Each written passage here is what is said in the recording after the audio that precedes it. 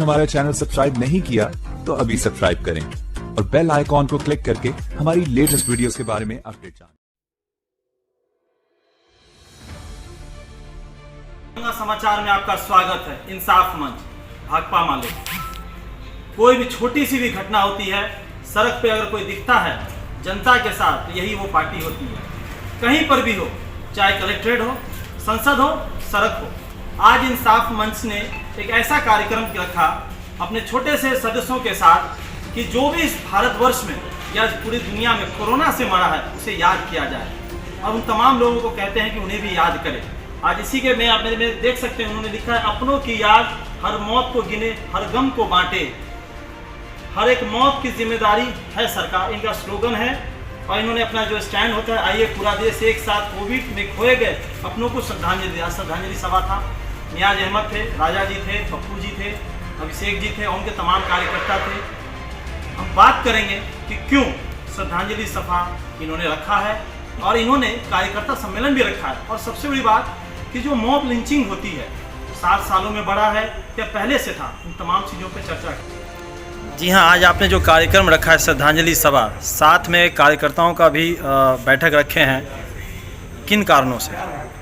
आज पूरे देश में जो कोविड में मरे, मूव लिंचिंग से मरे, ये कोविड-19 के वजह से जो लॉकडाउन लगा था उसमें पैदल मजदूर मरे, सीवर की सफाई में सफाई कर्मचारी मरे, महिलाओं पर जो हमले हुए, अक़लियतों पर हमले हुए, उन तमाम लोगों को आज हम इंसाफ मंच और भाकपा माले की ओर से श्रद्धांजलि हमारा कार्यक्रम है। पूरे देश में आज हम अपने को जो खोए हैं उनको हम याद कर रहे हैं, उनको हम श्रद्धांजलि दे रहे हैं। और राज्य में जो सरकारें हैं और देश में जो सरकार हैं उनकी लापरवाही से ये मौतें हुई हैं, इसीलिए हम उसको भी याद कर रहे हैं, अपने को भी याद कर रहे हैं और उसके गम में हम उनके साथ शामिल हैं। दूसरी तरफ आज हम लोगों का कार्यकर्ता सम्मेलन है। देश में, राज्य में अक़लियतों, दलितों, महिलाओं पर जो बढ़ते हमले हैं उस सवाल पर मेरा ये कन्वेंशन है और ज़िला में एक कमेटी बनी, गठन होगी। इस सवाल को भी हम लोग इस सम्मेलन में रखे हैं। और राज्य का जो स्थिति है, राज्य ने कोविड-19 में जो मरे हैं लोग, उनका आंकड़ा छिपा रहा है। आपने देखा है कि मीडिया में जनसत्ता में आया है, उनका सर्वेक्षण है जनसत्ता का कि 75,000 लोग बिहार में मरे, लेकिन सरकार का जो आंकड़ा है वो गलत आंकड़ा है। फिर भाकपा माले के लोग भी पूरे बिहार में सर्वेक्षण कर रहे हैं। हम लोगों का मानना है कि लाखों लोग कोविड-19 से और इलाज के लापरवाही के कारण हम लोग मरे हैं। न ऑक्सीजन की व्यवस्था थी, न दवा की व्यवस्था थी। पूरे हॉस्पिटल, पूरे बिहार में आपको कुव्यवस्था था। आपने देखा है कि हमारे एक पार्टी के नेता रामजतन शर्मा, जो जहानाबाद का डिस्ट्रिक्ट अस्पताल है, उसमें जो है ईसीजी की व्यवस्था नहीं थी, उसकी जांच नहीं थी। वहाँ उनको हार्ट अटैक किया था, वो मर गए, इसी जांच नहीं हुआ।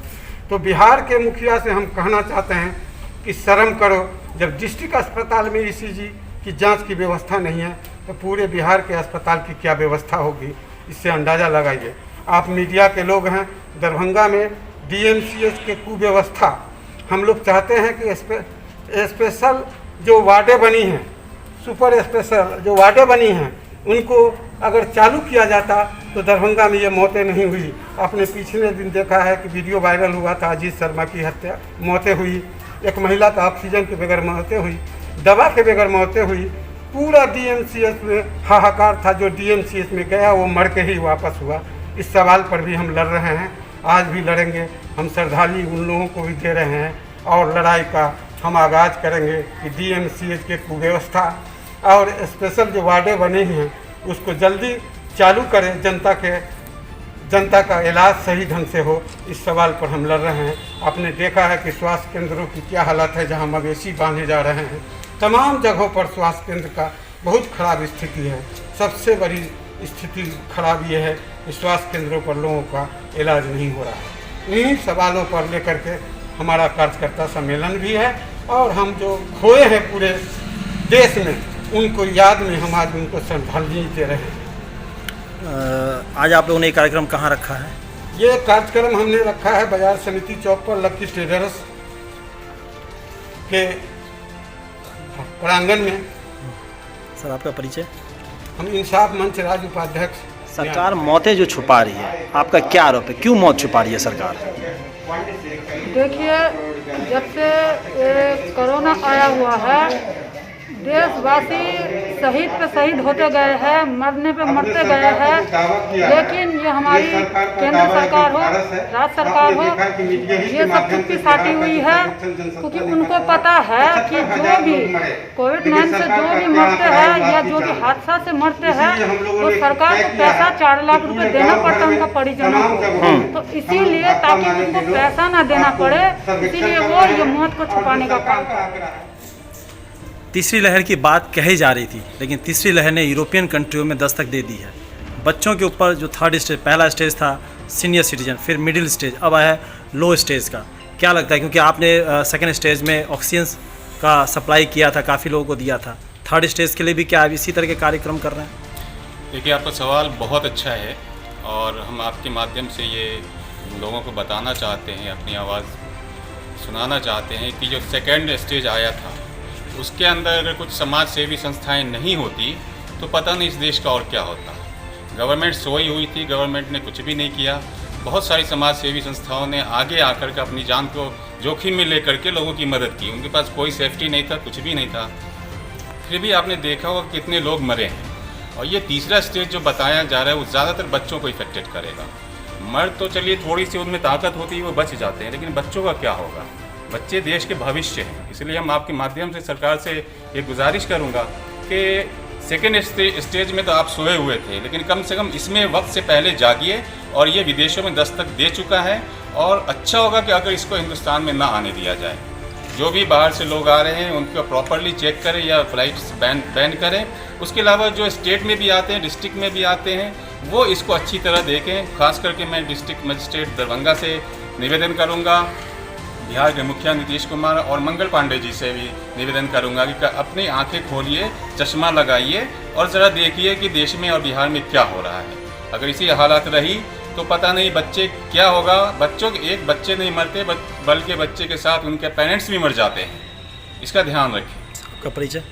मैं अकबर रजा, इंसाफ मंच के द्वारा, राजनीतिक पार्टियों के द्वारा और देश भर के जो बुद्धिजीवी हैं, लेखक हैं, प्रोफेसर्स हैं, उनके द्वारा एक आपसी संवाद स्थापित करते हुए देश के लोगों ने तय किया है कि इस कोविड महामारी में हम लोगों ने अपनों को जिस तरीके से सरकार की जो लापरवाही के कारण खोया है, उनको याद करते हुए हम लोग इस कार्यक्रम को देश भर में 6 जून से हर रविवार को आम आवाम से, देश के तमाम लोगों से अपील करते हुए कि हर रविवार को हम अपनों की याद में जो कोविड महामारी में और अन्य बीमारियों में लोगों को हम लोगों ने खोया है, उस गम को हम लोग आपस में मिल के बांटेंगे।